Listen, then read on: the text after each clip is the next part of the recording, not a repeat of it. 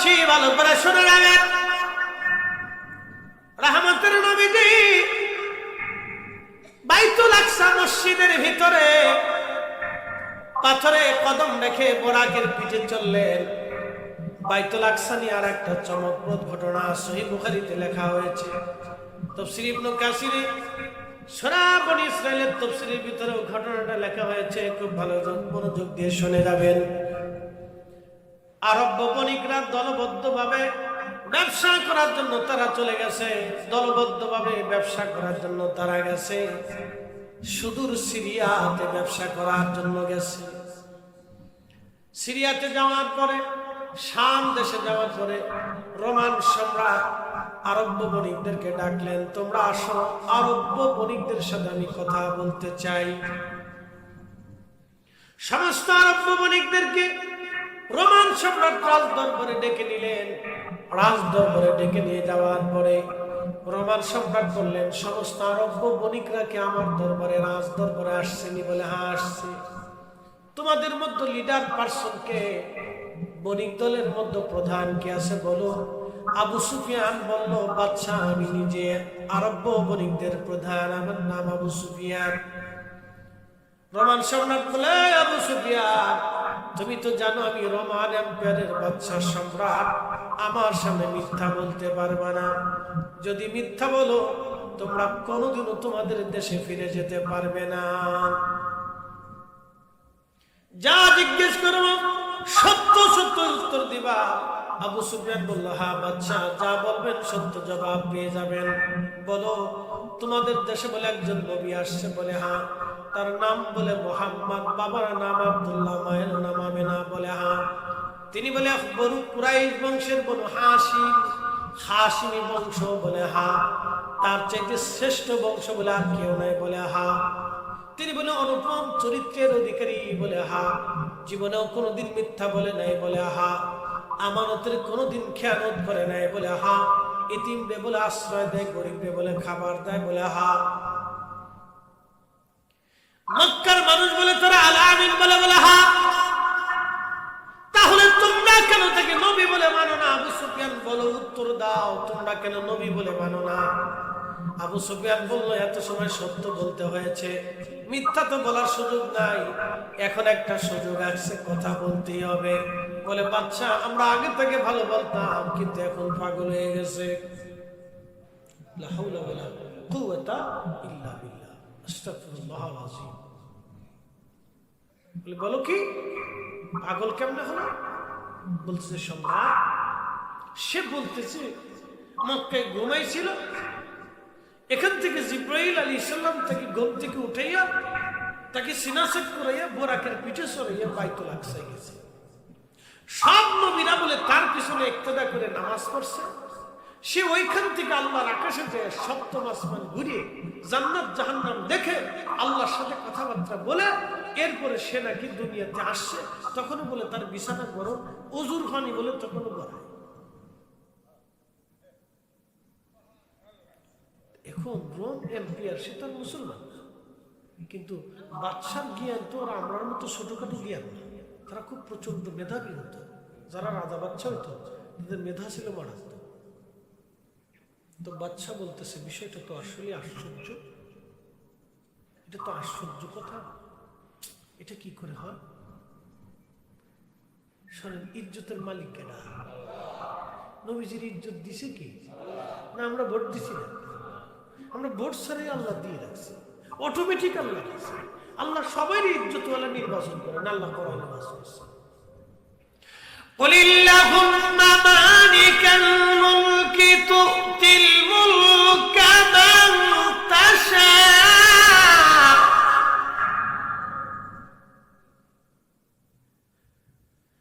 মান তাশা ওয়া তানজিউল মুলকা মিম্মান তাশা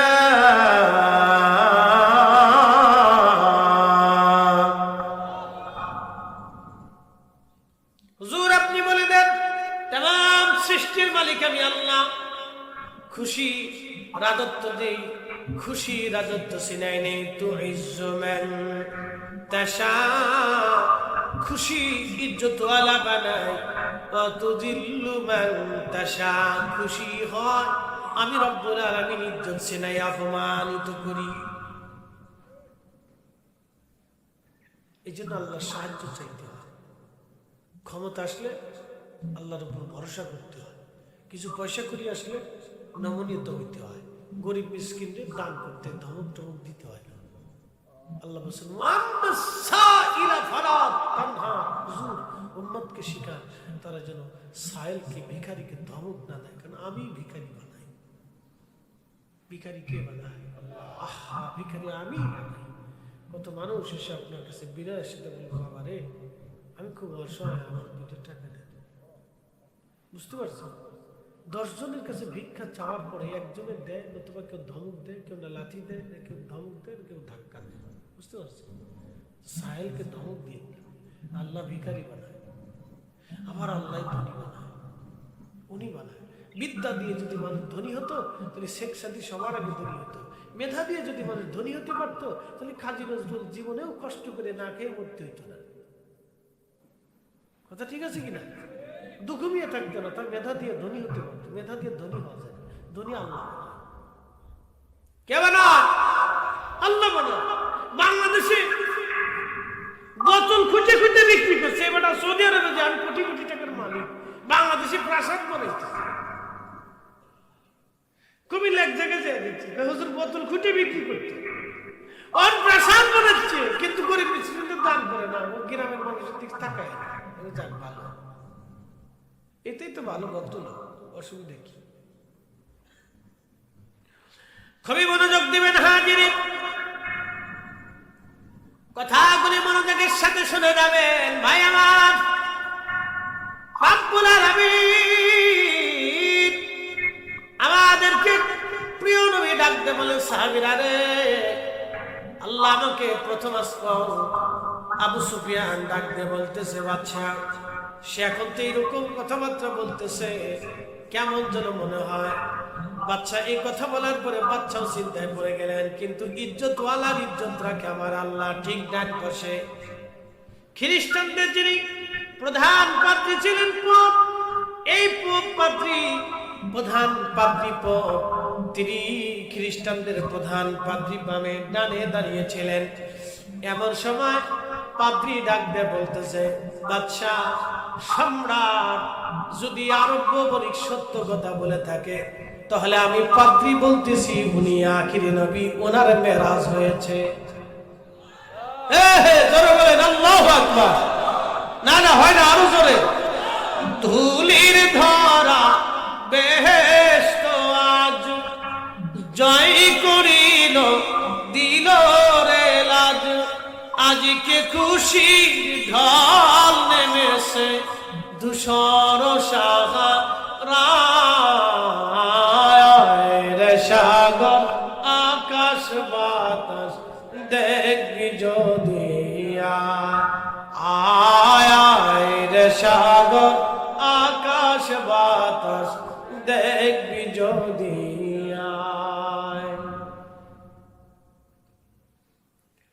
খেওড়াবাসী খ্রিস্টান পাদ্রী প্রধান পোপ তখন বাইতুল আকসায় নামাজ পড়তেন বা বাইতুল আকসার দায়িত্ব ছিলেন। এখনকার খ্রিস্টানদের পোপ যিনি, তিনি ভ্যাটিকান সিটিতে থাকে, প্রধান গির্জা তাদের ওইখানে। এটা ওই আপনার ইটালির রোম শহরে আছে ভ্যাটিকান সিটি। রোমে না, রোমে, ইটালির রোমে আছে ভ্যাটিকান সিটি। এখানে খ্রিস্টানদের প্রধান পাদ্রী ওইখানে থাকে, আর আগে বাইতুল আকসাতে থাকত। তো খুব মনোযোগ দেন। তো পাদ্রী বলতেছে, বাচ্চা উনি আখেরি, বলতেছে কেমনে? বলতেছে ওই রাত্রে আমি উপস্থিত ছিলাম। সুবহানাল্লাহ কইলেন না? বলে আপনি কি দেখেছেন? না, ঘটনা অন্যরকম। বলে কেমন বলেন তো? বলতেছে সম্রাট রাত্রিবেলা বাইতুল আকসা থেকে বের হওয়ার সময় সমস্ত জানালা দরজাগুলি আমি বন্ধ করে দিই। ওই দিন রাত্রিবেলা সমস্ত জানালা দরজা বন্ধ করলাম। প্রধান দরজা বন্ধ করতে যাব, এমন সময় আমি দেখলাম দরজার কার্নিশ, পাথরের কার্নিশ এসে দরজার সাথে একবারে লেগে গেছে, এমন ভাবে লাগছে আমি বহু টানাটানি করলাম, ছোটানোর চেষ্টা করলাম, কিন্তু কোনো মতে আমার শক্তি দিয়ে পারলাম না। মিস্ত্রি ডেকে আনলাম, মিস্ত্রি, রাজ মিস্ত্রি যারা কাজ করে তাদেরকেও ডেকে নিয়ে আসলাম ওই রাতে। তারাও চেষ্টা করলো কিন্তু দরজা বন্ধ করতে পারলো না। অগত্যা মিস্ত্রি বলল, পাদ্রী, দিন সারা রাতে হবে না, কালকে দিনের যন্ত্রপাতি এনে এই পাথরের কার্নিশ কেটে ফেলতে হবে, কাটার পরে তারপরে দরজা ছোটাইতে হবে, নতুবা এই দরজা ছোটানো যাবে না। কার্নিশ দেবে, দরজার সাথে লেগে গেছে। কিন্তু আমার মগজের ভিতরে চিন্তা, কেন কার্নিশ দরজার সাথে নেমে যাবে? বহু কার্নিশ আছে, অন্য অন্য দরজার কার্নিশ আছে। যদি ভূমিকম্প হয় তাহলে তো অন্য কার্নিশ গুলো দেবে যাওয়ার কথা, এই কার্নিশটা কেন দেবে যাবে? আমি বিষয়টি নিয়ে খুব চিন্তিত এবং আমি আমার হুজরায় চলে গেলাম দরজা খোলা রেখে। তাও রাত জবুর ইনজিল খুলতে লাগলাম, দেখতে লাগলাম যে কোনো নিদর্শন আছে কিনা। এরা গবেষণা করছে আর আমরা খালি পান চালাই, মনে কিছু নিয়ে না, আমরা শুধু পান চালাই। পান খাইতে বললে মনে করছে বেহেশত চলে গেছি। পান চালাই আমরা বাংলাদেশের ভিডিওদের কথা বলে লাভ নাই। পৃথিবীর অন্যান্য মহিলারা দেখবেন জ্ঞানে মেধায় তারা লেখাপড়া ব্যস্ত নিয়ে থাকে, কত ব্যস্ত, উদ্যোক্ত হয়, বড় বড় বড় খামার আছে, বড় বড় বড় আপনার কৃষিক্ষেত খামার করে, চাকরি বাকরি করে, ব্যবসা বাণিজ্য করে, দোকানপাট করে। আর আমাদের দেশের বিড়িরা ঘরের ভিতরে বসে বসে খালি চিন্তা করে যে শাশুড়ির ঘর থেকে কেমনি বের করবো। এই কথা কথা খালি এই চিন্তা সারা আর কোনো বুদ্ধি নেই। ওই স্টার জলসা দেখে দেখে সব শিখে উঠছে, কোন সিস্টেমে করা ওই সিস্টেমে শিখে উঠছে। বিয়ে হয়ে থাকতে পারে না, জামাইরে নিয়ে আলাদা সংসার করার জন্য পাগল হয়েছে। কি এত পাগল হয়েছে? কিন্তু এত পাগল হয়েছে অসুস্থতা, সাইকোলজিক্যাল প্রবলেম। বাংলাদেশের যত বড় ডাক্তার দেখেন কাজ হবে না, কাজ হবে না বাবা, একটা কাজ হয় সাইকোলজিক্যাল প্রবলেম বেশিরভাগ। সারা মাস হুজুর আর খেজুর নাই, সব একই অবস্থা, সব একই কোয়ালিটি। বিডি মানুষকে যন্ত্রণা, বিরাট বড় যন্ত্রণা, বেশি করলে আবার জ্বালা আছে, কিন্তু কইতে হিংসা বিরাট কাজ করে। আল্লাহ এর নারী জাতির যদি এটা না থাকতো তাহলে এর আগে বেহেশতে চলে যেত। আল্লাহ রাসূল বলেন, মেরাজের রাত্রে আমি জাহান্নামে ঢুকলাম, দেখি শুধু নারী আর নারী।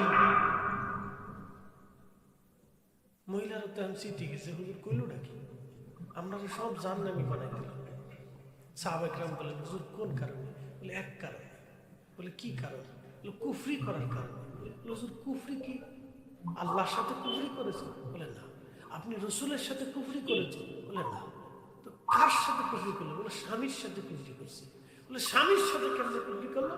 বলে তোমার স্ত্রীকে সারা জীবন যদি তুমি ভরণ পোষণ দাও, সারা জীবন তুমি তাকে দিয়েছ, কিন্তু জীবনের একটা পর্যায়ে স্বামী যদি অকৃতকার্য হয়ে যায়, কোনো একটা বিষয় যদি তুমি তোমার স্ত্রীর ভরণ পোষণে ব্যর্থ হয়ে যাও, তখন তোমার স্ত্রী বলে ফেলবে সারা জীবনে তোমার কাছ থেকে কিচ্ছু পাইনি।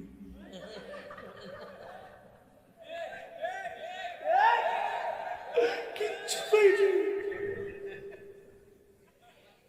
তাহলে কাপড় দিল কেনা, খাবার দিল কেনা, ডাক্তার দিল কেনা, ঘর দিল কেনা, সোনা দানা দিল কেনা? কিচ্ছু হয়েছে না। এই এক কারণে নারীরা জাহান্নামে চলে যাবে। আল্লাহ রাসূল বলেছেন, সেই বুখারীতে আমি বলছি। নারী সমাজ মন খারাপ করবেন না, স্বামীর প্রতি কৃতজ্ঞ হন, কারণ পুরুষ বাঁচে সংসারের জন্য। সারা বাংলাদেশে আপনি তদারকি করে দেখেন, 100% মানুষ মারা যায়, 100% নারী পুরুষ মারা যায়। দেখবেন স্ত্রীর আগে স্বামীরা 100%-এর ভিতরে 95% স্বামীরা আগে মারা যায়, স্ত্রীরা পরে মারা যায়। আগে বেটারা মরে যায়, আগে বাপ মরে, পরে মা মরে। কারণটা কি?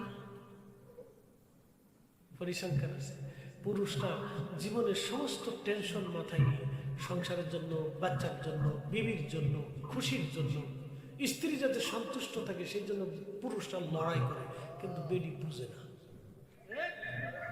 তা আমারও দৌড়ে এসে ভাই তাড়াতাড়ি আসে, বেশি ঠিক করে না। দৌড়ায় যাওয়ার পরে দেখি ধরে বসে আমি জিজ্ঞেলাম তোর নাম কি? গণেশ। পুরুষরা পরিশ্রম করে নারীর জন্য গণেশ। একসাথে কোন আল্লাহ সাহস কত, এটা আল্লাহ আমাদেরকে দায়িত্ব দিয়েছেন, এটা আমাদের করতেই হবে। তো মাদ্রাসার ভিতরে ঢুকছো, কালকে তোমার এখন যদি আমরা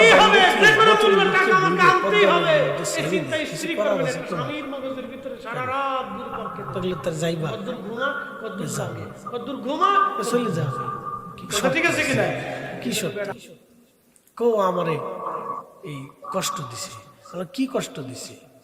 কেউ এই বাবু বাড়িতে আমি থাকি, পাশে হিন্দু জমিদার বাড়ি আছে, তো বাবু বাড়িতে থাকি। হেতে করছে কি গাছের নিচে যাইয়া দাঁড়ায় দাঁড়ায় ঘুরাই ঘুরাই পেশাব করছে। কিছু মাদ্রাসার পোলাপান আছে না, মাদ্রাসার ভিতরে তার দুষ্টিমি করার টাইম পায় না, সুযোগ একটু পাইছে, সেন্টারে খুইলে না লুঙ্গির কাপড় উচুর করে ঘুরাই ঘুরাই ঘুরাই ঘুরাই পেশাব করে। এটা ওর কোনো দোষ না, আমি এটা দোষ টোষ ধরি না। বাচ্চার বাচ্চা আমি করবি, ও ঘুরাই মুতুক না, কাপড় উঁচু করে মুতুক না, দাঁড়ায় মুতুক না, মুতুক না, মুতবি তো, এর তার বেশি কিছু করবে না। অনেক খুশি হয়েছে যে হুজুর আজকে আপনার অনুমতি দিয়ে দিচ্ছে। মুতের উপর তোর কিছু করতে না, এটা ফ্যাসাবি করবো না, খারাই করুক না শুয়েই করুক, কতজন তো বিছনায় সেরাং করে মেরে দেয়। ঠিক আছে না? জীবনে আমরা তো বিছনাত কত মারছি, স্বপ্নে দেখতেছি যে গাছের গোড়ায় পেশাব করতেছি, আমি তো ঘুমে তুটে দিই, হ্যাঁ হ্যাঁ কাপড় চোপড় শেষ। ঠিক আছে না? এখন তো বড় হয়েছি, এখন তার বিছনা টিছনা নাই। তো যাই হোক, তাকে ঘুরাই ঘুরে আমার শরীর ভরে পেশাব করছে। আমি কাছে ওটাই যখন পেশাব করলো, তো গণেশ তুই জায়গায় দাঁড়াইছিলি কে? তুই চলে যেতে পারছিলি না কেন? আমার শরীরে পেশাব মাখাইছে, এটা নাপাক জিনিস লাগছে, আমি খুব কষ্ট পাইছি, ওটা ছাড়বো না। যদি না ছাড়ো তাহলে তোমার যে ধরছি আজকে কিন্তু একবার বোতলে ঢুকাই একবার পদ্মা নদীর ভিতরে ফালাবো। তবে ডরাইছে, আচ্ছা ঠিক আছে যামো, কিন্তু শর্ত আছে। বলে কি শর্ত? ও যেন আর কোনোদিন ওই জায়গায় না যায়। আচ্ছা যাইতো না, অসুবিধা না, বুঝাই দিব। পরে চলে গেছে, চলে যাওয়ার পরে আবার ঘন্টাখানিক পরে আবার এসে ধরছে, বুঝতে পারছেন? পরে আরেকজন, আমি তো আর দোয়া কালাম জানি না, আমার সাথে গল্প করে চলে গেছে। আমি তো দোয়া কালাম পারি না, জিন সারানোর মন্ত্র আলাদা, জিন সারানোর হুজুরও আলাদা। কি কথা ঠিক আছে না? আমার কাছে এসে যদি কেন হুজুর জিন সারান, আমি পারতাম না, কারণ এই বিদ্যা আমার কাছে নাই। এই বিদ্যা যে সারাই তার কাছে আছে, আবার সে তার উস্তাদের কাছ থেকে শিখছে। এটা দুনিয়ার কোনো পুঁথিবিদ্যার ভিতরে পাবেন না, কোনো বইটের ভিতরে পাবেন না। এটা উস্তাদ উস্তাদ উস্তাদ উস্তাদ হয়ে আসে। বুঝতে পারছেন নি? তাহলে জিন আসেনি, কথা কথা কেন আসেনি? এই জন্য আল্লাহ কোরআনে জিনের ওয়াজ করছে। ওয়াখালাকাল জান্না মিন মারিজিম মিন নার।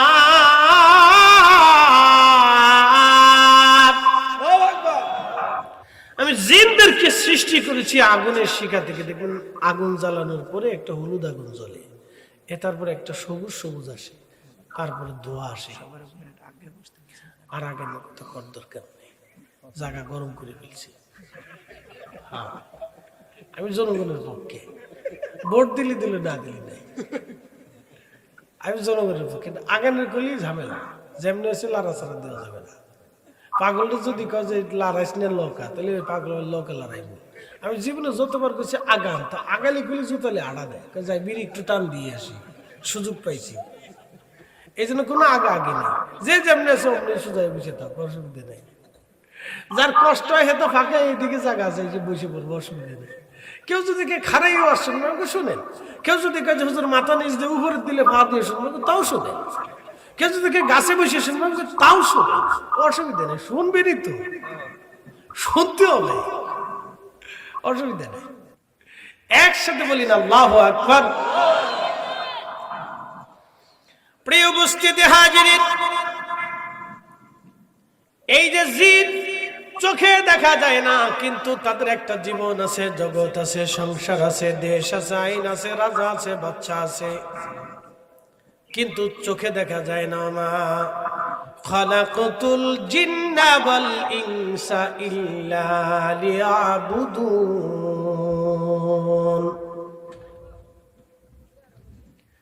জিন এবং মানুষ দুইটা জাতিকে আমি সৃষ্টি করলাম আমার ইবাদত করার জন্যে।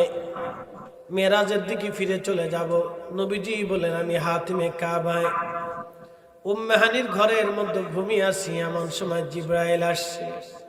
ঘরের ছাদ ফাঁকা করে আমার ঘরের মধ্যে উঠলো, ঘুম থেকে আমাকে জাগাইলো। প্রশ্ন করতে পারেন হুজুর, নবী ঘুমাইলে আবার দেখলো কেমনে? আম্মা জানা আয়েশা সিদ্দিকা জিজ্ঞেস করলেন, ইয়া রাসূলুল্লাহ, আপনি বেতের নামাজ না পড়ে কি ঘুমিয়ে পড়েন? নবীজি জবাব দিলেন, হ্যাঁ আয়েশা, বেতের নামাজ না পড়ে আমি ঘুমাই। নবীজির আদত ছিল, অভ্যাস ছিল, প্রত্যেক তাহাজ্জুদ নামাজ পড়তেন 8 রাকাত, বেতের নামাজ পড়তেন নবী 3 রাকাত।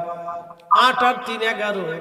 এই 11 রাকাতের তাহাজ্জুদের হাদিস নিয়ে আমাদের দেশের এক দল আছে, তারা তারাবির নামাজে লাগাই দিয়া কয় তারাবির নামাজও 8 রাকাত। ওরাই হলো আন্তর্জাতিক মানের নামাজ।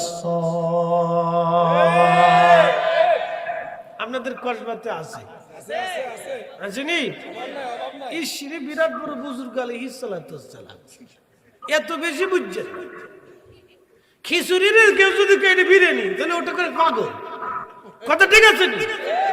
তো তারাবির নামাজ তাহাজ্জুদ নামাজ যদি কয় তারাবি, তো ওটা পাগল ছাড়া কি কথা কন না? হযরত ওমর তাহলে তারাবি বুঝে না, 10,000 সাহাবী তারাবি বুঝে না। আমার ঘরে একটা কিতাব আছে, মুওয়াত্তা ইমাম মালিকের সরাল ইস্তিসকার, ইমাম ইবনে বারের লেখা। 4 মাযহাবের ইমামরা এই তারাবির নামাজের ব্যাপারে তারা ফতোয়া দিয়েছে এটা 20 টাকা, 8 টাকা কখনোই না। এটা উলামায়ে দুঃখিত, এরে সাহাবায়ে ইজমায়ে সাহাবীর সিদ্ধান্ত। এটা তারাবি 20 টাকা, তাহাজ্জুদ এক নামাজ, তারাবি আর এক নামাজ। তারাবি রমজানের জন্য, তাহাজ্জুদ সারা জীবনের জন্য। পাগল কোথাকার! শয়তানের দেশ ভরে গেছে। কথা ঠিক আছে? মনে করছে আমি বিরানপুরে বুজুর্গ হয়েছি। শয়তানে চিন্তা করলো, আমি 1400 বছর ধরে চেষ্টা করছি তারাবির নামাজ না 8 টাকা বানাইতে পারিনি। হ্যাঁ, তারা টুপি মাথায় দিয়ে তারাবির নামাজ 20 টাকাতে 8 টাকা বানাই দিছে। দোস্ত, আমার কি যে কাজ করছি! শয়তানে খুশি হয়ে আমার আর কোনো কাজ নাই, আমি সাগরে চলে যাই। রমজান আসলে শয়তান থাকে না, আমার খলিফা নিয়োগ করে দিছে, ওরা কাজ সেরে দিবে, অসুবিধা নাই। এমনি দেশের মুসলমান নামাজ পড়ে না ঠিক মতো। কি কথা কেন? তারপরে রমজান আসলে প্রথম 3 দিন খুব মুসলমানিত্ব ধাক্কা দেয়। তারাবির নামাজ খুব কষ্ট করে পড়ে, যখন একটু খারাপ লাগে তখন আর কোলাই না যাই গে, তো পিছন থেকে আস্তে করে কাটতে পড়ে। এরপরে কাটতে কাটতে কাটতে কাটতে প্রথমে ছিল 15 রাকাত, কমতে কমতে কমতে কমতে লাস্টে হয় 3 রাকাত, 3 কাতার 3 কাতার। প্রথমে ছিল 15 কাতার, এরপরে কমতে কমতে আসে 3 কাতার, বাকি 12 কাতারই উদা হয়ে গেছে, শেষ। এরপরে পাইছে 8 টাকাতের ফতোয়া। এটা শুনে মুসলিমকে বিরাট হুজুরে পাইছে, এই হুজুরই তো আমার দোস্ত। ভাই, আল্লাহ রাসূল বলে গেছেন, উম্মত রে, মাহে রমজান পাইছো কিন্তু জীবনের গুনাহ মাফ করাইতে পারলা না, তুমি ধ্বংস হয়ে যাবে। ইস, কি কঠিন কথা! মাহে রমজান পাইছো, গুনাহ মাফ করাইতে পারো না। রমজানে সারা রাত সাহাবীরা নামাজ পড়তেন, একসাথে বলবেন আল্লাহু আকবার। সারা রাত পড়তেন, সারা রাত তারাবি তাহাজ্জুদ দিয়ে সাহাবায়ে সারা রাত নামাজ পড়েছে। ও তো ইমানদার এখন নাই, ও তো লাখের ভিতরে একজন, তাও পাওয়া মুশকিল। তাও যায় দেখবেন যে আগে জীবনে সুদ খাইছিল, নাহলে ঘুষ খাইছিল, নাহলে আকাম কুকাম করছিল। খুঁজে দেখেন কে? আমার কথার সাথে খারাপ শোনা যাবে, কিন্তু কথা সত্য। আল্লাহ হক দিতা, তারপরে যাক বেটা তবা টবা করে ভালো হইলে ভালো। কিন্তু আগে যে সুদ খেয়েছিল হেতা করবে কি? আগে যে ঘুষ খেয়েছিল হেতা করবে কি? আগে যে অন্য জমি মারছিল হেতা কেমনে করবে? হিসাব কিতাব করিলে যেন মুসলমান হলে ছোট কাল থেকে হইতে হয়। কি কথা কন না? যৌবন থেকে মুসলমান হতে। প্রিয় উপস্থিতি হাজিরিন, নবীজি তাহাজ্জুদের নামাজ পড়তেন 8 রাকাত মিনাল লাইলি ফাতাহাজ্জাদ বিহি নাফিলাতাল লাক। নবীজির জন্য তাহাজ্জুদ ছিল অতিরিক্ত বোনাস নামাজ। নবী তাহাজ্জুদ পড়েছেন, আর কখনো মাঝে মধ্যে বাড়াইতেন, তবে বেশিরভাগ সময় 8 রাকাত তাহাজ্জুদ পড়েছেন, 3 রাকাত বেতরের নামাজ পড়েছেন। দেখেন যে ভাইরা বলে তারাবি 8 রাকাত, রাতের নামাজ 11 রাকাত বলে যারা ফতোয়া দেয়, তারা আবার দেখবেন বেতরের নামাজের বেলায় ফতোয়া দেয় ওইটা 1 রাকাত। কি কথা কন দেখেন, এক মুখী 2 রকমের ফতোয়া। তার মানে ডাল মে কুছ কালা হ্যায়, এর ভিতরে নিশ্চয় কোনো শয়তানি আছে। কালের ফল দেখতে ভালো, উপরে লাল নীল ভিতরে কালো। ওরে সারা জীবন এমনি গেল দয়াল, সারা জীবন এমনি গেল, খাইতে আমরা পারলাম না। যার ভিতরে নাই রসুলের প্রেম, তার সাথে ভাব রাইখো না।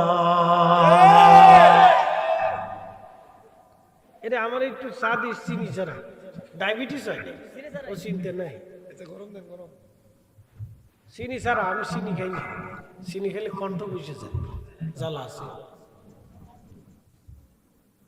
কারণ একবারে রমজানের 8 দিন পর্যন্ত মাহফিল, তো গলা যদি বসে যায় তাহলে পরের দিন আলা বেড়া করে যে হুজুরের দাওয়াত দিয়েছিল মনের বড় আশা নিয়ে দাদি করে জ্বালা আছে। 1 বছর আগে বেড়ায় দাওয়াত দিছে, খুব আশা নিয়ে হুজুর বেলালের ওয়াজ করবে, হুজুর এই ওয়াজ করবে, হুজুর তাই না মেরাজের ওয়াজ আজকে অন্যদিকে যাওয়া যাবে না। এক হুজুরে ফতোয়া দিছে, বাবা বেডি মানসি যে কাঁথা দিয়ে কাপড় পরে ওই কাপড় দিয়ে কাঁথা বানাইলে ওটা নিচে শোয়া আরাম। কিন্তু বেটা হুজুরে ভুল করে ফতোয়া দিয়ে দিছে মাঘ মাসে, একথা কইস না, মাঘ মাসে দিছে না। ওয়াজ আগে তো আর গাড়ি করে ছিল না, ওয়াজ নসিহত করে বাসার ভিতরে ঢুকছে, শীতের ভিতরে বই কাফে একটা কিছু দেটে হুজুর আপনার বাড়ি খাতা ছাড়া আর কিছু নাই। আপনি ফতোয়া দিচ্ছেন বেড়ি মানুষের যে কাপড় দিয়ে কাঁথা বানায়, আগে তো কাপড় টাপড় পরার পর তাদের কাঁথা বানাইতো, মারা দেখছি সেলাই করে কাঁথা বানাইছে। আমরা বাড়ির যত কাঁথা আছে সব বেটির মানুষের কাপড়ের কাঁথা, এর লেগে আর দিতে পারতেছি না। আপনি আরাম ফতোয়া দিচ্ছেন না, এটা হইতো না। কাহারে কি লেগে চৈত মাসের ওয়াজ মাঘ মাসে করে ফেললাম। তো যেই সময় যেই ওয়াজ, সেই সময় ওই ফুইজুত থাকে, অন্যটা করলে ফুইজুত আসে না। একসাথে বলি না আল্লাহু আকবার। আপনাদেরকে মেরাজে নিয়ে যাই, বুঝাই আজকে জীবনে বহু মেরাজের ওয়াজ শুনছেন, আজকে শুনে যান। কিছু খুব গুরুত্বপূর্ণ কথা আছে, তথ্য আছে, দেখবেন আহলে সুন্নাত ওয়াল জামাত কি জিনিস সেখান থেকে বুঝে যান। নবীজি বলেন আয়েশা রে আমি বেতরে তাহাজ্জুদ একসাথে পড়ি। তা আম্মা জান আয়েশার চিন্তা হলো যদি নবীজি ঘুম থেকে উঠতে না পারে তো কাজা হয়ে যাবে। প্রিয় নবী আমার মুস্কি হাসি দিয়ে বলেন আয়েশা আমি ঘুমাইলে চোখ ঘুমায় লা ইয়ানামু কলবি, আমার কাল ঘুমায় না আয়েশা, আমার চোখ ঘুমায় লা ইয়ানামু কলবি, আমার কাল ঘুমায় না। এখান থেকে সত্যান্বেষী যারা, সত্যকে খুঁজতে যায় যারা, তাদের জন্য বুঝার অনেক কিছু আছে। আমিও মানুষ, নবীও মানুষ, আমারও কাল বাসে, নবীজিরও কাল বাসে, আমারও চোখ আছে, নবীজিরও চোখ আছে। আমরা ঘুমাইলে চোখের সাথে কাল ঘুমিয়ে থাকে, কিন্তু আমার নবী ঘুমাইলে চোখ ঘুমাইলেও কাল জেগে থাকে। জোরে বলেন তাহলে আমার কাল নবীজির কাল এক না, কি কথা ঠিক আছে নি?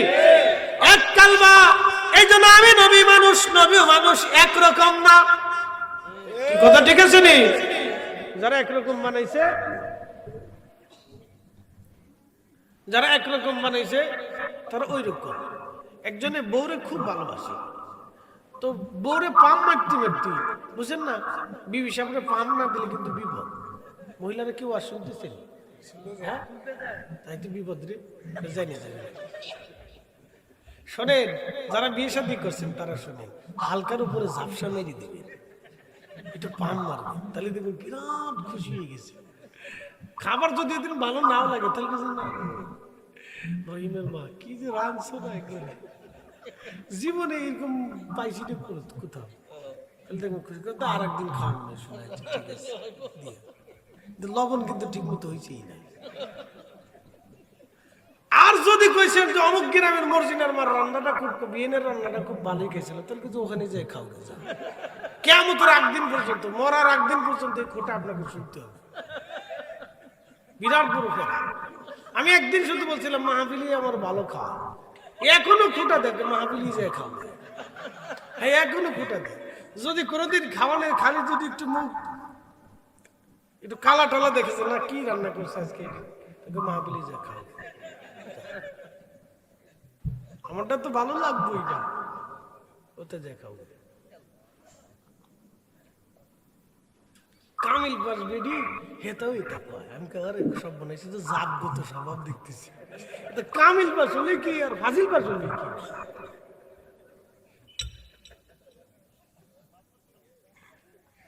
মুহাদ্দিস হলে কি আর মুফতি সাহেব হলে কি, উস্তাদ হলে কি, বেডি মানুষ উস্তাদ হলেও কাজ হয়।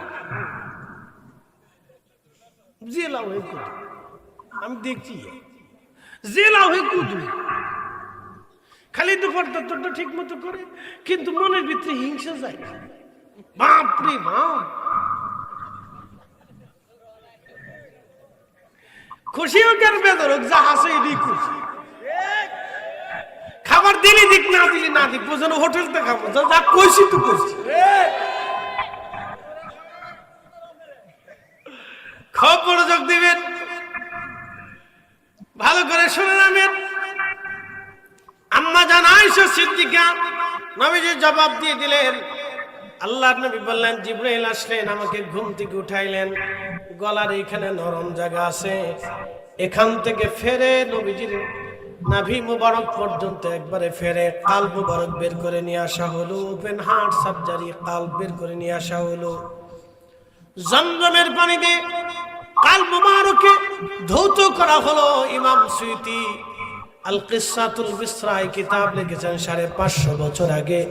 কিতাবের মধ্যে তিনি লেখেন, আল্লাহর বেহেশত থেকে নবীজির জন্য খাজিনা ভরে এলেম এবং হিকমত এনে নবীজির কাল মুবারকে ঢুকিয়ে দেয়া হলো। একসাথে জোরে বলা যাবে কি আল্লাহু আকবার। কাল ঢুকিয়ে কালবের কাল মুবারকের ভিতরে ইলম এবং হিকমত ঢুকিয়ে দিলেন। এই জন্য আল্লাহ কোরআনে বলেন, আলাম নাশরাহ লাকা সাদরাক, নবীজি আপনার কালকে কি আমি উন্মুক্ত করে দেই নাই? আপনার সদরটাকে কি উন্মুক্ত করে দেই নাই? প্রশস্ত করে দেই নাই? তার মানে 1.5 হাতের বক্ষ মুবারক আল্লাহ 3.5 হাত বানান নাই। এই সদর বলতে কালকে বোঝানো হয়েছে, নবীজি আমি আল্লাহকে আপনার সদরটাকে উন্মুক্ত করে দেই নাই। এজন্য নবীজি মদিনাতে বসে থাকতেন, জান্নাতের খবর বলে দিতে পারতেন। মদিনাতে বসে থেকে মাটির নিচের খবর বলে দিতে পারতেন। মদিনাতে বসে থেকে তিনি মক্কার খবর বলে দিতে পারতেন। মদিনায় দাঁড়ায়া তিনি মুতার যুদ্ধের খবর বলে দিতে পারতেন। মদিনায় দাঁড়ায়া তিনি রহমতের নবীজি সেই বাদশাহ নাজ্জাশীর জানাজার নামাজে নবীজি বাদশাহ নাজ্জাশীর সেই চেহারা পর্যন্ত লাশ দেখেছেন। একবার আওয়াজ তুলে বলা যাবে আল্লাহু আকবার। আল্লাহর নবী বললেন, সিনা সাক করার পরে আমার জন্য বোরাক আনা হলো। বোরাক আনার পরে বোরাকে চড়তে যাব। বোরাক লাফালাফি করে, জিবরিল ধমক দিয়ে বলে, বোরাক তুমি থামো, তুমি জানো না তোমার পিঠে আজকে চড়তে যাচ্ছে, ওনার আগে তোমার পিঠে এরকম দামি মেহমান কোনোদিন চড়ে নাই। এইরকম দামি মেহমান আর কখনো চড়ে নাই। এ বোরাক থামা, রব্বুল আলামিন থেকে দাওয়াত করে নিয়ে যাচ্ছে। প্রিয় নবী বলেন, আমি দেখলাম বোরাক ভয়ে চুপসে শরীর থেকে ঘাম বের হয়ে আসতেছে। ভয়ে চুপসে শরীর থেকে ঘাম বের হয়ে আসতেছে। আমি বোরাকের পিঠের উপরে চললাম। তার দূরত্ব ছিল, গতি ছিল, সব যত দূর পর্যন্ত যায় চোখ যত দূর পর্যন্ত যায় তার প্রত্যেকটা কদম তত দূর পর্যন্ত যেতে লাগলো। বুরাকের পেটে চড়ে যাচ্ছে, যাওয়ার সময় আমি দেখলাম মুসা কালিমুল্লাহ মারাতু বিমুসা ওয়া হুয়া ইউসাল্লি ফি কবরিহি, দেখলাম মুসা আলাইহিস সালাম নিজ কবর শরীফের ভিতরে রওজা শরীফের মধ্যে দাঁড়িয়ে দাঁড়িয়ে তিনি নামাজ পড়তেছে। একবার জোরে বলেন আল্লাহু আকবার। শোনেন, ওই যে বলছিলাম চোখে যেটা দেখেন এটা জাহির, চোখে যেটা দেখা যায় ওটা বাতিন। তো মাকবারার ভিতরে রওজা শরীফের ভিতরে মুসা কালিমুল্লাহ দাঁড়িয়ে দাঁড়িয়ে নামাজ পড়তেছে, নবীজি দুনিয়ার উপর থেকে দেখতেছে। তো যে নবী বুরাকের পিঠে চড়ে কবরের ভিতরের হালত বলে দিতে পারে, সেই নবী মদিনা মুনাওয়ারা থেকে আজকের মাহফিলের খবর বলে দিতে পারে না? এই কথা বললেই কিছু মানুষের শরীরে অ্যালার্জি শুরু হয়ে যায়, ওনাদের বিশ্বাস করতে খুব কষ্ট হয়। এত কষ্ট হচ্ছে কেন?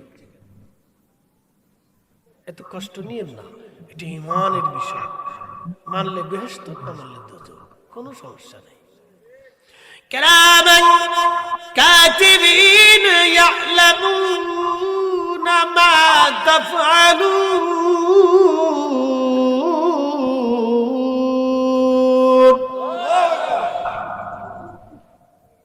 বাংলাদেশের গোয়েন্দা সংস্থা কতগুলি আছে?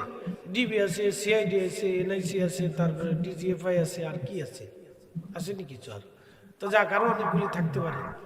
তো পৃথিবীর প্রত্যেকটা দেশে বিভিন্ন ডিপার্টমেন্টে গোয়েন্দা সংস্থা আছে। তারা দেশের নিরাপত্তার জন্য, দেশের শান্তির জন্য, সুশৃঙ্খলা আইন কানুন বজায় রাখার জন্য এই গোয়েন্দা ডিভিশন কাজ করে। এর ভিতরেও গোয়েন্দা বসে রয়েছে, কিন্তু আপনি জানেন না। আপনার পাশেই সাথে বসে বসে খাবে, কিন্তু আপনি জানবেন না সে গোয়েন্দা কমিটির সদস্য। সে বলবে না গোয়েন্দা, বললে চাকরি থাকবে।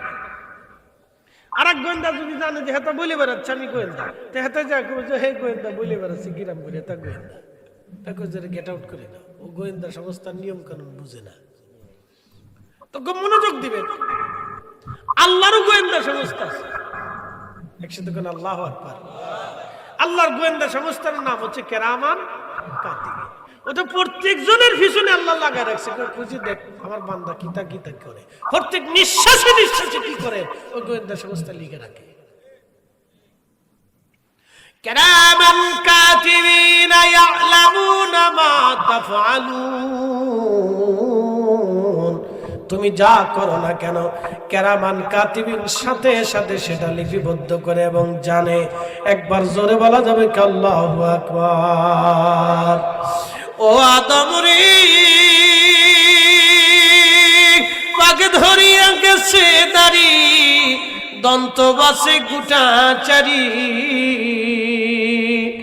সমন জারি গিয়াছে করিয়ারে সোনার আদম, জিন্দেগি তোর যাই ফাঁকি দিয়া।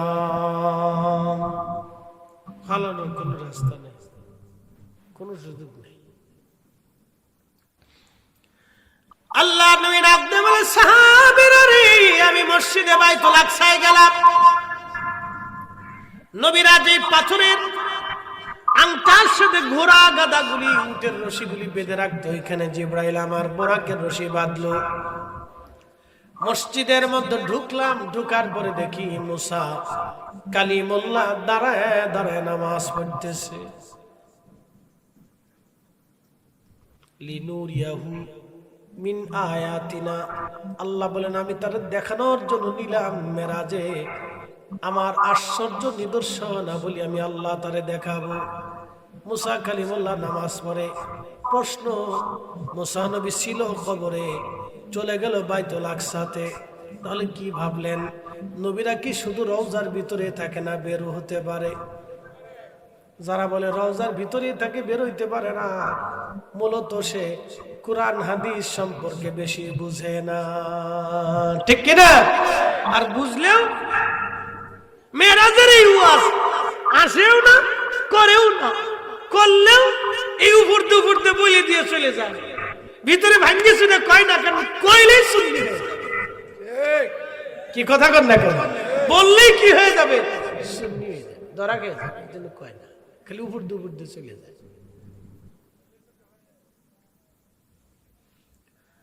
আল্লাহ নবী বলেন, সাহাবীরা আমি দেখি হযরত সাইয়্যিদুনা ইব্রাহিম খলিলুল্লাহ নামাজ পড়ে। ইব্রাহিম ছিলেন সপ্তম আসমান, ওখান থেকে তিনি নামাজে এসে গেলেন। সাহাবীরা রে, ইব্রাহিমকে দেখতে তোমাদের নবীর মতো দেখা যায়, ঈসা রুহুল্লাহকে দেখলাম নামাজ পড়ে, তিনি দ্বিতীয় আসমানে আছে।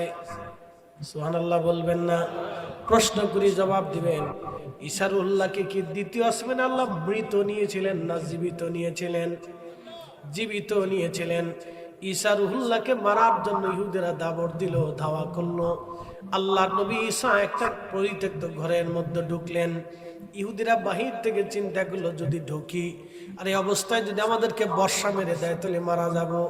কেউ ভিতরে ঢুকতে চাচ্ছে না, সবার জীবনের ভয়। কিন্তু একজন খুব বীর বাহাদুর বলল, আমি ধরে নিয়ে আসতেছি। ভিতরে ঢোকার পরে বের হয়ে যখন আসলো, ওই ইহুদির চেহারা আল্লাহ হযরত ঈসা নবীর চেহারার মতো বানিয়ে দিলেন। কিন্তু সে তো আর নিজের চেহারা দেখে না, আয়না তো নাই। সে বের হয়ে এসে কয়, ইহুদিরা ঈসা নবী এই ঘরের ভিতরে নাই। ততক্ষণে আমার আল্লাহ ঈসা রুহুল্লাহকে ফেরেশতা দিয়া জীবন্ত জিন্দা হালতে দ্বিতীয় আসমানে আমার আল্লাহ তাকে নিয়ে চলে গেলেন। আচ্ছা, প্রশ্ন করি জবাব দিবেন। ঈসা রুহুল্লাহ যখন দ্বিতীয় আসমানে নিয়েছেন, কাপড় চোপড় খুলে নিয়েছেন না যেই কাপড় ছিল ওই কাপড়ই নিয়েছেন? চুল কি কাটাই নিয়েছেন না যেই চুলে ছিল সেই চুলেই নিয়েছেন? তাহলে যে অবস্থায় সে অবস্থায় আসমানে কেমনে গেল? হাইড্রোজেন নাইট্রোজেন এত বিরাট, 13 লক্ষ পৃথিবীর সমান একটা সূর্য, 200 কোটি সূর্যের সমান একটা ব্ল্যাক হোল, তারপরে এত কত হাজার হাজার বিলিয়ন ট্রিলিয়ন কোটি কোটি নক্ষত্র। একটা নক্ষত্র থেকে আর একটা নক্ষত্রের দূরত্ব কোটি কোটি আলোক বৎসর দূরে। আলোর গতি 1 সেকেন্ডে 1,86,000 মাইল। 1 সেকেন্ড করে 1 মিনিটে আলো কত কোটি মাইল চলে গেল। 1 মিনিট করে 60 মিনিটে আলো কত হাজার কোটি মাইল দূরে চলে গেল। 60 মিনিটে 1 ঘন্টা করে 24 ঘন্টা আলো কত হাজার কোটি মাইল দূরে গেল। 24 ঘন্টার একদিনের হিসাব করে 365 দিনে আলো কত হাজার ট্রিলিয়ন বিলিয়ন কোটি মাইল দূরে চলে গেল। এরকম কয়েক কোটি বছর পার হয়ে গেলে আলো কত বিলিয়ন ট্রিলিয়ন কোটি মাইল দূরে চলে গেল। এরকম একটা নক্ষত্র থেকে আর একটা নক্ষত্রের দূরত্ব এত দূরে। এই রাস্তা দিয়ে ঈসা রুহুল্লাহকে আল্লাহ দ্বিতীয় আসমানে নিয়ে চলে গেলেন। কাপড় চোপড় যেমনে এমনি, শরীর যেমনে এমনি, চুল যেমনে এমনি, চোখ যেমনে এমনি, বডি যেমনে এমনি।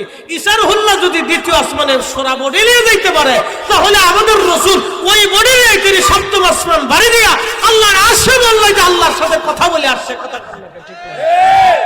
অনেকে বিশ্বাস করতে খুব কষ্ট হয়, খুব কষ্ট হচ্ছে, অসুবিধা নেই। বিশ্বাস আপনার, আখিরাত আল্লাহর, বিশ্বাস আপনার, কবর আল্লাহর, বিশ্বাস আপনার, হাউজে কাউসার আল্লাহর, বিশ্বাস আপনার, ফুলসিরাত আল্লাহর, বিশ্বাস আপনার, জান্নাত আল্লাহর, বিশ্বাস আপনার, জাহান্নাম আল্লাহর। হিসাব কিতাব করে কবরে যায়। আর নজদি হবে না সুন্নি হবে ওটা আপনার ইচ্ছা, যা খুশি হইতে পারে, অসুবিধা নেই।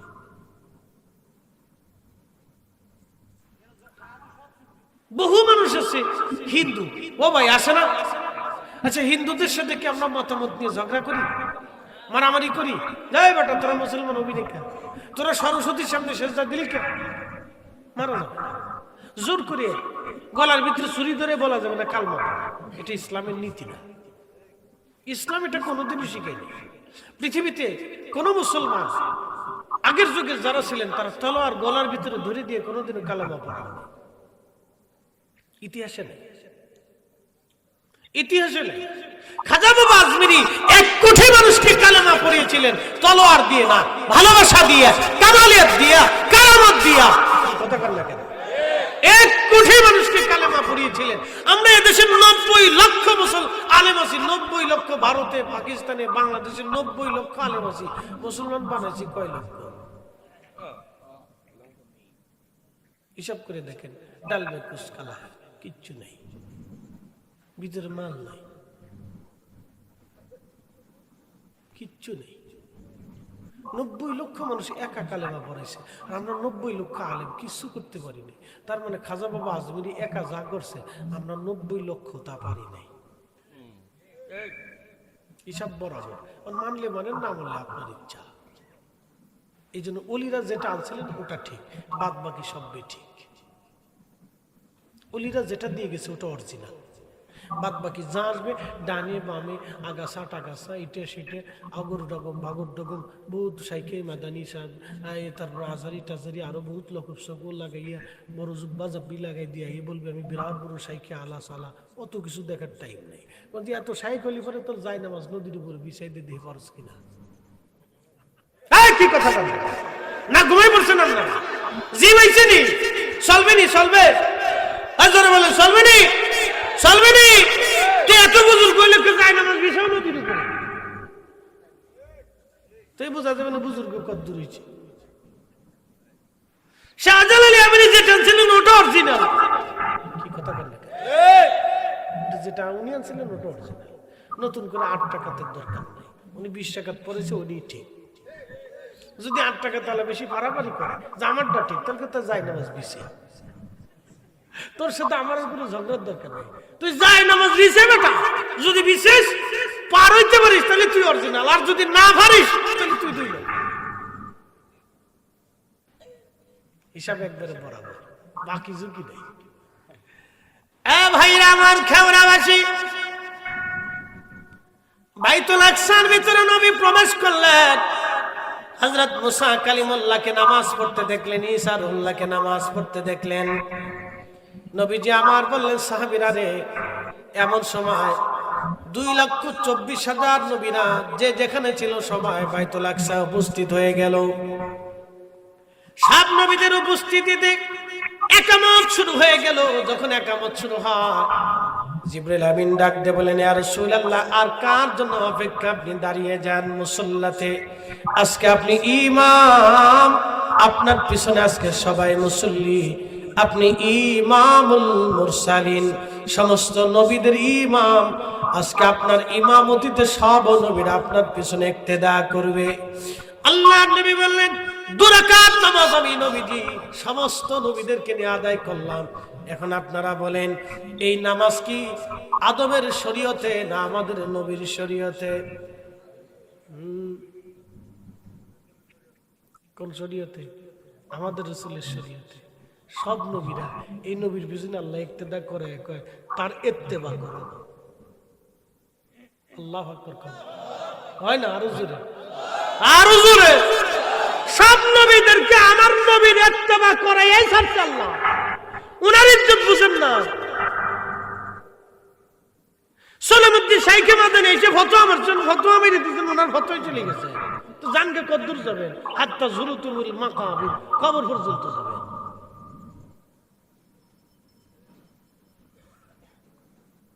সব নবীদেরকে আল্লাহ এই নবীর ইত্তেবা করায় ছাড়লেন। এই নবীর শরীয়তে, এই নবীর পিছনে তোমরা নামাজ পড়বা। সব নবীরা আমার নবীর ইত্তেবা করলেন, ইত্তেবা করলেন। সব নবীরা আমার নবীর পিছনে নামাজ পড়লেন। প্রশ্ন, নামাজ তো মেরাজ থেকে ফিরে আসার সময় আল্লাহ পাঠাইলেন, কিন্তু নামাজ তো নবীজি মেরাজে যাওয়ার আগেই পড়াইছেন। তার মানে আল্লাহ নবী মেরাজে যাওয়ার আগে নামাজ সম্পর্কে অবহিত ছিলেন। কামা আরসালনা ফীকুম রাসূলাম মিনকুম ইয়াতলু আলাইকুম আয়াতিনা ওয়া ইউযাক্কিকুম ওয়া ইউআল্লিমুকুমুল কিতাবা ওয়াল হিকমা। উম্মতকে কিতাব শিক্ষা দিবেন, হিকমত আপনি শিক্ষা দিবেন। আল্লাহ নবীকে শিখানোর জন্য পাঠিয়েছেন। নবী শিখার জন্য দুনিয়াতে আসেন নাই, তিনি শিখানোর জন্য এসেছেন। এই শিখাইতে যাইয়া পৃথিবীর কোন মানুষের কাছ থেকে একটা অক্ষরও কোনোদিন নবী নেন নাই। যাহা কিছু নিয়েছেন সব আল্লাহর পক্ষ থেকে নবীকে আল্লাহ দিয়েছেন। কি কথা কন না কেন? সব আল্লাহর পক্ষ থেকে নবীকে আল্লাহ পাক রব্বুল আলামিন দিলেন। এইজন্য আল্লাহ বলেন, ওয়ায়ু আল্লিমুকুমুল কিতাব ওয়াল হিকমা, আপনি উম্মতকে কিতাব শিক্ষা দিবেন, আপনি শিক্ষক। নবী শিক্ষক, শিখানোর জন্য এসেছেন, শিখার জন্য না। ও নবীর এলেম নিয়ে যদি কেউ প্রশ্ন তোলে বুঝবেন ওর মতো বোকা পৃথিবীতে কেউ নাই। এটা মারাত্মক বোকা। ও কোরআনও বুঝে না, রসুলের জিন্দিগিও বুঝে না, ও ঈমান আকীদাই বুঝে না। তো যে বেটা কোরআনের মর্মই বুঝে না সে বেটা ঈমান আকীদা কি বুঝাবে আমাদের? হ্যাঁ বলেন তো। যে বেটা রসুলের আব্বা আমার কাফির, ওই বেটার কাছ থেকে আমি কি ঈমান নিব? ও তো নিজেরই ঈমান নেই। কি কথা ঠিক আছে কিনা? তো বেটার ভিতরে তো নাই কিছু, তো ওর থেকে আমি কি নিব? ওর থেকে কি এলেম নিব? তার থেকে আমি কি বুঝতে যাবো যে নিজেই বুঝে না? কি আশ্চর্য কথা। মানুষকে আমি ওই অমুক শাইখের কাছ থেকে এলেম নিতেছি, তোমার অমুকের কাছ থেকে এলেম নিতে হবে কেন? আল্লাহ রসুল কি নাই? তুমি রসুলের কাছ থেকে নিবা, তোমার অমুকের বেটার কাছ থেকে নিতে হবে কি জন্য? শোনা যাবেন খাওয়াবাসী, নবীজি বললেন নামাজ শেষ হলো, সমস্ত নবীদের সাথে মুসাফা মুআনাকা হলো, কথাবার্তা কুশল বিনিময় করলাম। নবী ছিলেন 2,24,000। একজন নবীর পিছনে যদি 30 সেকেন্ড করে নবী সময় দেন তাহলে 1,12,000 মিনিট শুধু বাইতুল আকসায় চলে গেছে। আসতে হলো কেন? আরো জোরে, আরো জোরে। বাকি সৃষ্টির অবস্থা কি? তখনও অজুর পানি গড়ায়। লিনুরিয়াহু মিন আয়াতিনা, আমার নিদর্শন দেখানোর জন্য তারে আমি আনছি। তখনও অজুর পানি গড়ায়। বলে এটা কি করে সম্ভব? এর অর্থ হলো আল্লাহ তাম সৃষ্টিটাকে স্টপ করে দি আমার নবীর মেরাজকে আল্লাহ চালু রেখেছিলেন নবীকে আশ্চর্য জিনিস দেখানোর জন্য, দেখানোর জন্য। মুসলমান, নামাজ শেষ হয়ে গেল, প্রিয় নবীজি মসজিদ থেকে বের হবেন, এমন সময় একটা পাথর নবীজিকে সালাম দিচ্ছে, আসসালাতু ওয়াসসালামু আলাইকা ইয়া রাসূলুল্লাহ। নবী বললেন পাথর সালাম কেন দাও? বলে হুজুর 1400 বছর ধরে আপনার অপেক্ষা আছি, কি চাও? বলে ইয়া রাসূলুল্লাহ আপনি মেরাজ করবেন আমি শুনেছি, অপেক্ষায় প্রহর গুনেছি, বহু বছর ধরে দাঁড়ানো আছি, শুধু একটু আশায় এবং নেশায় আপনার পবিত্র চরণের ধুলো বালির আশায় দাঁড়ানো আছি। হুজুর ওই ধুলো দিয়ে আমার পিঠের উপরে কদম রেখে আপনি বরাকে সওয়ার হবেন। আল্লাহর নবী বরাকের পিঠের উপরে সওয়ার হয়ে পাথরে কদম রাখলেন। আল্লাহ ডাক দিলেন পাথর নরম হয়ে যাও, বন্ধুকে আজকে দাওয়াত করেছি। পাথর ভয়ে নরম হয়ে গেল, রসুল আমার পিঠে কদম রাখতেছে, পাথরের মধ্যে নবীজির কদমের দাগ বসে গেল। সেই পাথর এখনো বাইতুল আকসায় আছে। একসাথে বলেন আল্লাহু আকবার, আরো জোরে। কাবা শরীফে কে কে গেছেন একটু হাত বাড়াবেন? কাবা শরীফে গেছেন কে কে? হাত উঁচা করে রাখেন। যারা কাবাতে গেছেন, কাবা শরীফে গেছেন, মাকাম ইব্রাহিম আসেনি? ইব্রাহিম আলাইহিস সালামের পা মোবারকের দাগ সেই পাথরে এখন আসেনি? দেখছেন নি আপনারা? তো অনেকে ওখানে যা সুমা টুমা খায় না, তো ওই পাথরে তো ধরতে পারেন, ওটা গ্লাসের দিয়ে ঘেরা, গ্লাসের দিয়ে সুমা টুমা খাই চলে আসে। তো ওই যে পাথরে সেটা তো কদম আলী ইব্রাহিমের পায়ের দাগ এখনো আছে। কি ভাবতেছেন আপনি? হাজার হাজার হাজার হাজার বছর ধরে ইব্রাহিম আলাইহিস সালাম, সেই আজকের কথা না। আদম সফিউল্লাহ 3 পুরুষ পরে নূহ আলাইহিস সালাম, নূহ আলাইহিস সালামের কয়েক পুরুষ পরেই হযরত ইব্রাহিম আলাইহিস সালাম। ইব্রাহিম আলাইহিস সালামের নসলে সাইয়েদুনা ইসহাক আলাইহিস সালামের বংশে 70,000 বনি ইসরাইলের নবী আসছে। আপনি এবার বুঝেন, যদি এক একজন নবীর 1 বছর করে হায়াত দেওয়া হয় তাহলে 70,000 বছর চলে গেছে।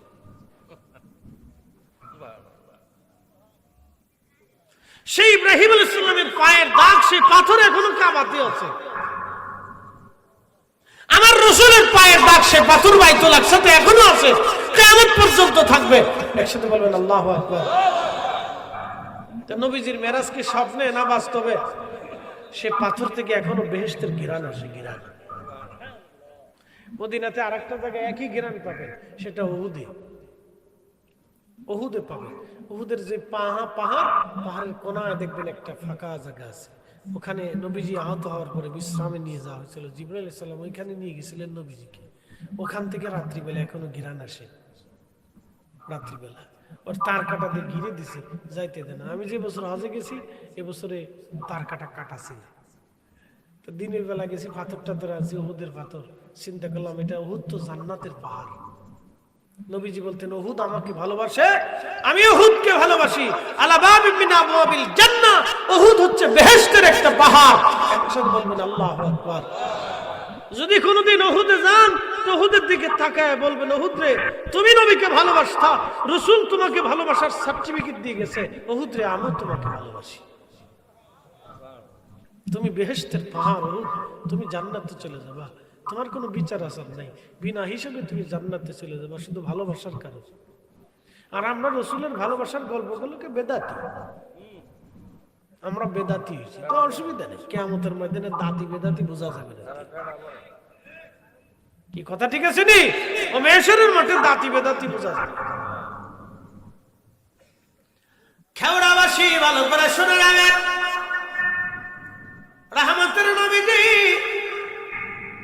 বাইতুল আকসা মসজিদের ভিতরে পাথরে কদম রেখে বোরাকের পিঠে চললেন।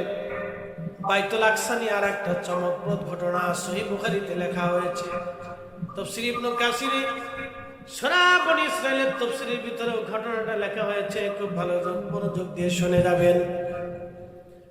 আরব বণিকরা দলবদ্ধভাবে ব্যবসা করার জন্য তারা চলে গেছে, দলবদ্ধভাবে ব্যবসা করার জন্য তারা গেছে, সুদূর সিরিয়াতে ব্যবসা করার জন্য গেছে। সিরিয়াতে যাওয়ার পরে, শাম দেশে যাওয়ার পরে রোমান সম্রাট আরব বণিকদেরকে ডাকলেন, তোমরা আসো, আরব বণিকদের সাথে আমি কথা বলতে চাই। সমস্ত আরব বণিকদেরকে রোমান সম্রাট রাজ দরবারে ডেকে নিলেন। রাজ দরবারে ডেকে নিয়ে যাওয়ার পরে রোমান সম্রাট বললেন, সমস্ত আরব বণিকরা কি আমার দরবারে রাজ দরবারে আসছেনি? বলে হ্যাঁ আসছে। তোমাদের মধ্যে লিডার পারসন কে? বণিক দলের মধ্যে প্রধান কে আছে বলো। আবু সুফিয়ান বলল, বাদশা আমি নিজে আরব বণিকদের প্রধান, আমার নাম আবু সুফিয়ান। রোমান সম্রাট বলে, আবু সুফিয়ান তুমি তো জানো আমি রোমান এম্পায়ারের বাদশা সম্রাট, আমার সামনে মিথ্যা বলতে পারবে না। যদি মিথ্যা বলো তোমরা কোনোদিনও তোমাদের দেশে ফিরে যেতে পারবে না। যা জিজ্ঞেস করবো সত্য সত্য উত্তর দিবা।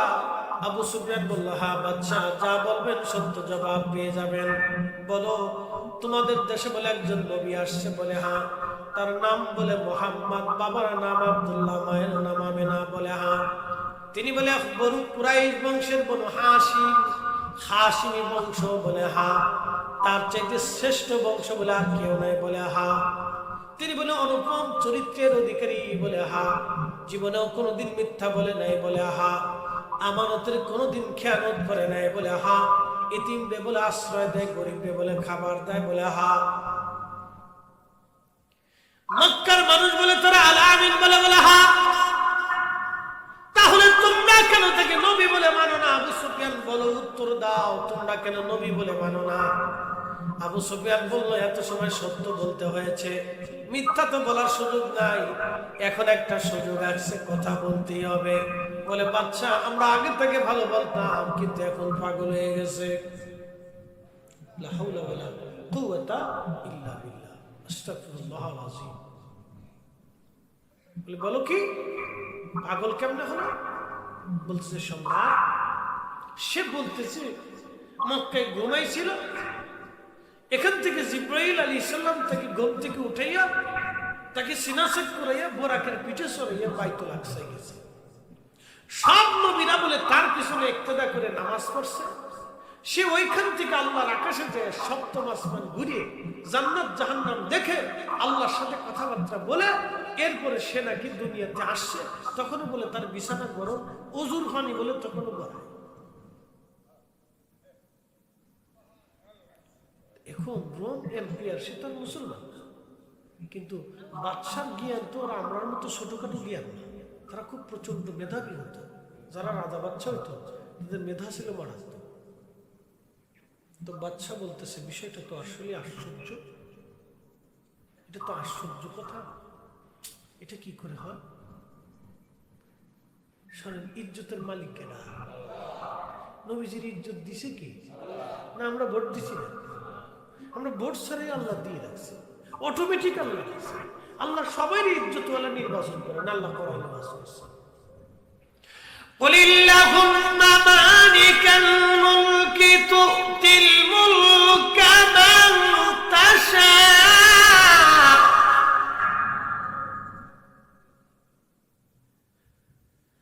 من تشاء وتنزع الملك ممن تشاء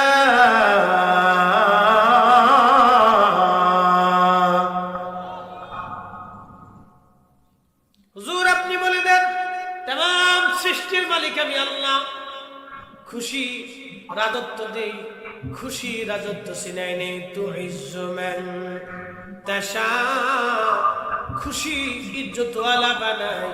ওয়া তুযিল্লু মান তাশা, খুশি হয় আমি রব্বুল আলামিন ইজ্জত সিনাই, অপমানিত করি। এই জন্য আল্লাহর সাহায্য চাইতে হয়। ক্ষমতা আসলে আল্লাহর উপর ভরসা করতে হয়। কিছু পয়সা করি আসলে নমনীয়তা হইতে হয়। গরিব মিসকিনকে দান করতে, ধমক টমক দিতে হয়। আল্লাহ বলেছেন, উম্মতকে শিখান তারা যেন সাইলকে, ভিখারিকে ধমক না দেয়, কারণ আমি ভিখারি বানাই। ভিখারি কে বানায়? আহা, ভিখারি আমি বানাই। কত মানুষ এসে আপনার কাছে বিনয়ের সাথে বলবে, বাবা রে আমি খুব অসহায়, আমার 2 টাকা দেন। বুঝতে পারছেন?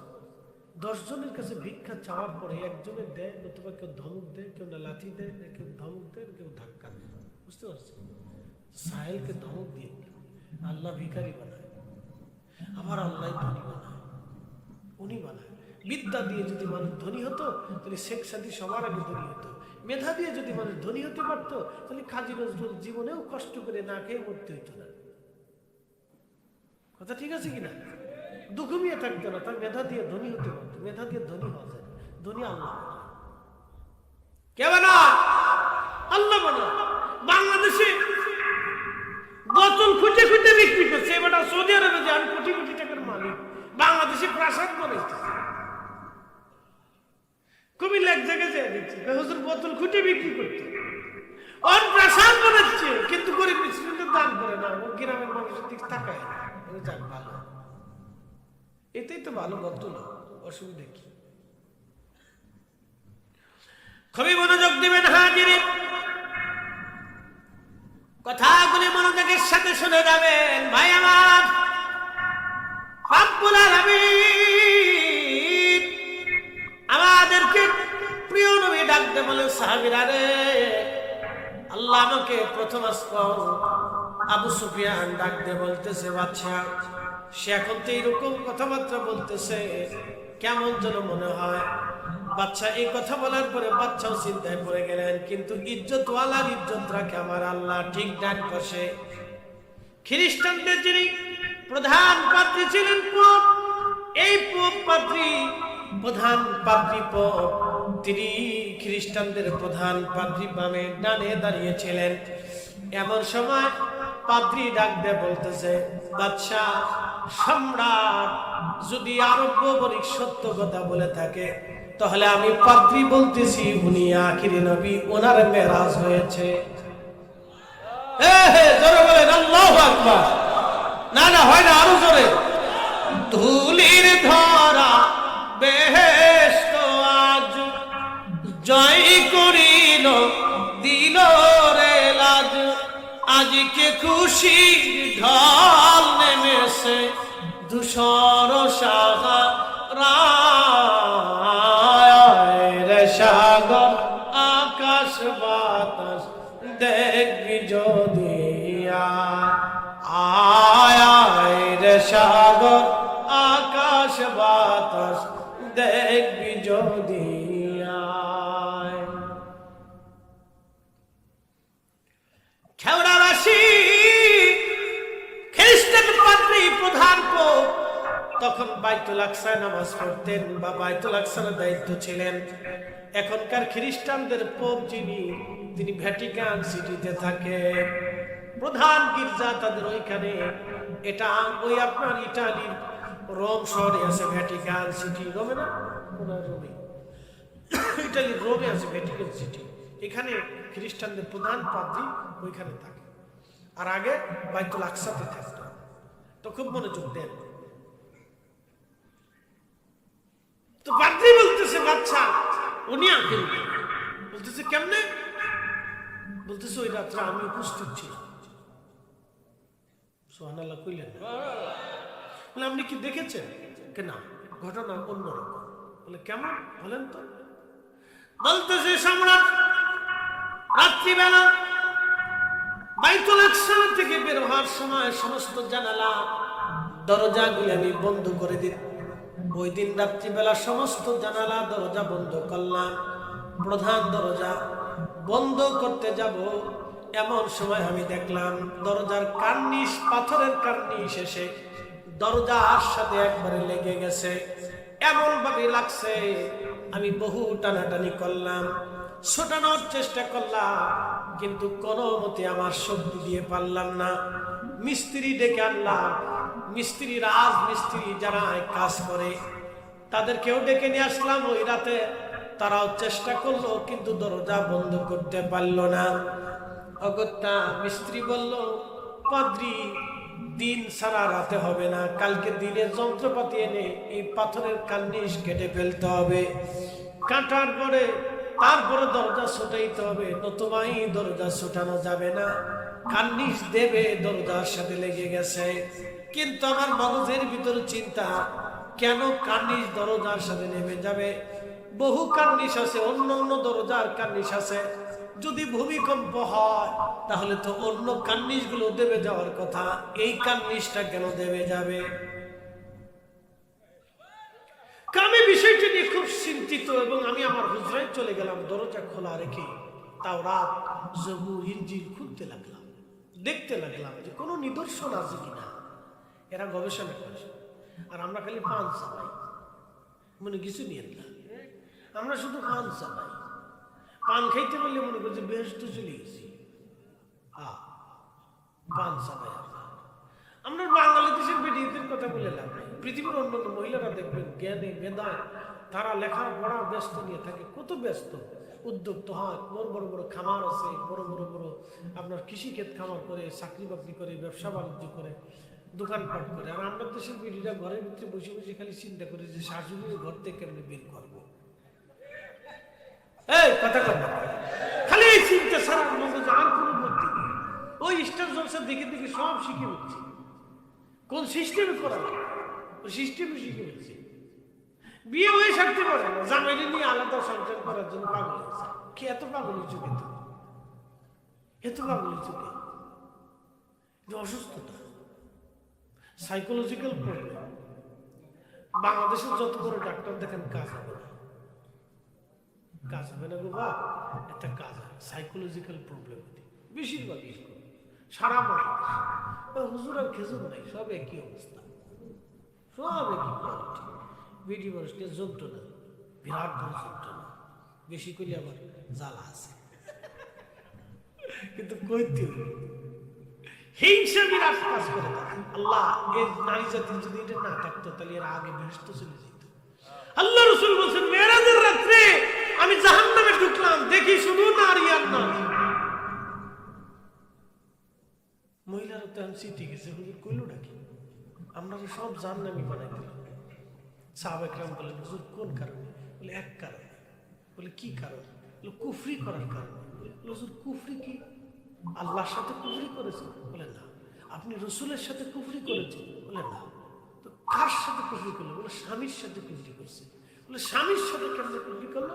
বলে তোমার স্ত্রীকে সারা জীবন যদি তুমি ভরণ পোষণ দাও, সারা জীবন তুমি তাকে দিয়েছ, কিন্তু জীবনের একটা পর্যায়ে স্বামী যদি অকৃতকার্য হয়ে যায়, কোনো একটা বিষয় যদি তুমি তোমার স্ত্রীর ভরণ পোষণে ব্যর্থ হয়ে যাও, তখন তোমার স্ত্রী বলে বলবে সারা জীবনে তোমার কাছ থেকে কিচ্ছু পাইনি।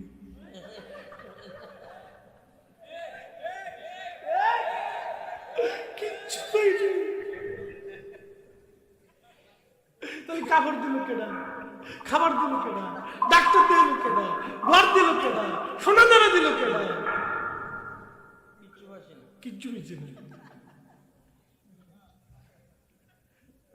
এই এক কারণে নারীরা জাহান্নামে চলে যাবে। আল্লাহ রাসূল বলেছেন, সেই বুখারীতে আমি বলছি।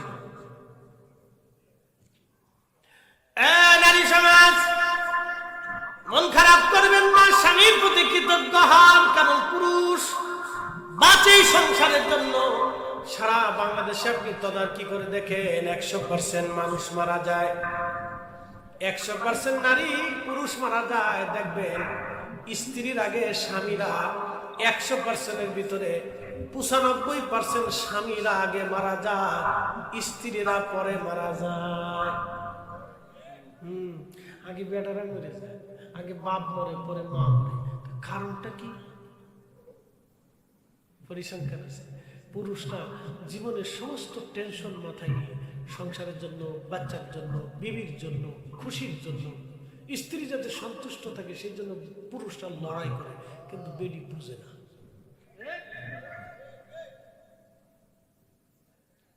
বেশি ঠিক করেন না, তাহলে জ্বালা আছে। পুরুষরা পরিশ্রম করে নারীর জন্য। একসাথে কেন আল্লাহু আকবার। এটা আল্লাহ আমাদেরকে দায়িত্ব দিয়েছেন, এটা আমানত, আমাদের করতেই হবে। কালকে বাজার আমাকে করতেই হবে, যে কোনো মূল্য টাকা আমাকে আনতেই হবে, এই চিন্তা স্ত্রী করবেন। এটা স্বামীর মগজের ভিতরে সারা রাত দুর্বল খেতে থাকে, কদ্দুর ঘুমা কদ্দুর জাগে, কদ্দুর ঘুমা কদ্দুর জাগে। কি কথা ঠিক আছে কিনা? এই জন্য